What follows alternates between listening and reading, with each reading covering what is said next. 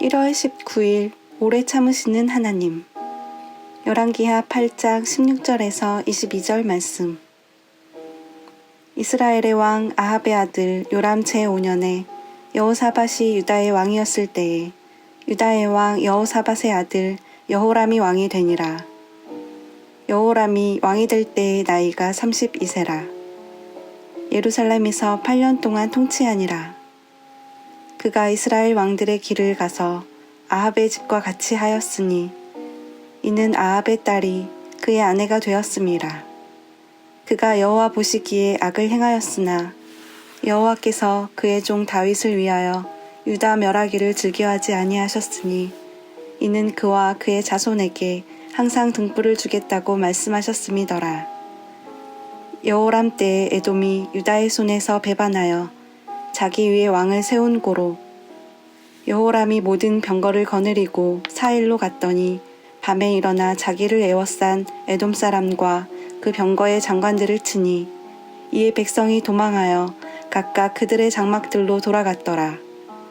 이와 같이 에돔이 유다의 수하에서 배반하였더니 오늘까지 그러하였으며 그때 림나도 배반하였더라.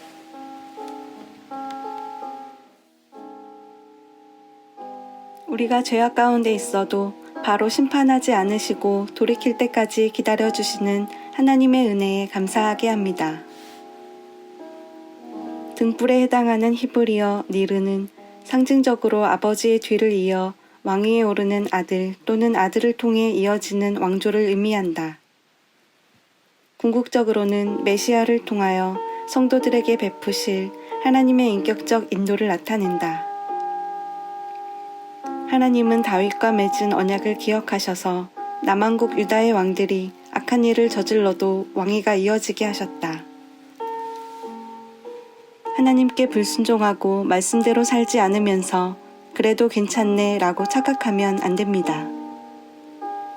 그것은 정말 괜찮아서가 아니라 하나님이 오래 참으시기 때문입니다. 그러나 그 참으심이 영원한 것은 아닙니다.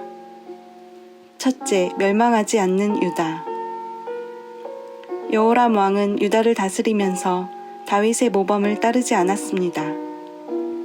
그는 하나님이 보시기에 악을 행했습니다. 그래도 하나님은 즉시 유다를 멸망시키지 않으셨습니다. 그 이유는 하나님이 다윗에게 주신 약속대로 오래 참으시며 그들이 돌이키기까지 인도해 주시고 기다려 주셨기 때문입니다. 둘째, 하나님의 경고. 하나님은 죄의 길에 서 있던 유다를 그냥 내버려 두지는 않으셨습니다. 유다에게 순종하던 에돔이 자신들의 왕을 세우며 배신하는 일이 일어났습니다. 게다가 그때 림나도 유다를 배반했습니다. 이는 유다를 향한 하나님의 경고였지만 여호람은 그 사실을 깨닫지 못하고 돌이키지도 않았습니다. 셋째, 여호람의 실패. 여호람은 반란을 진압하기 위해 군대를 이끌고 사일로 갔습니다. 그러나 여호람의 군대는 오히려 에돔 군대의 포위를 당했고 결국 반란 진압은 실패로 돌아갔습니다. 군대는 도망갔고 여호람은 아무것도 얻지 못했습니다. 그런데도 무지한 여호람은 하나님의 뜻을 깨닫지 못했습니다. 살아가면서 만나는 어려움을 자신을 돌아볼 기회로 삼아야 합니다.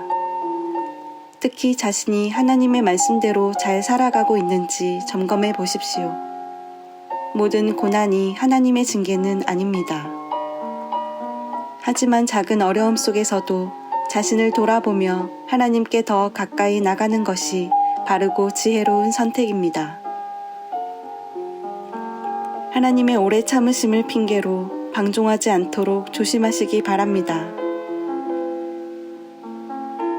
하나님 아버지, 하나님의 은혜를 악용하는 어리석은 선택을 하지 않게 하옵소서.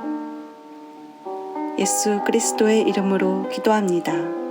아멘.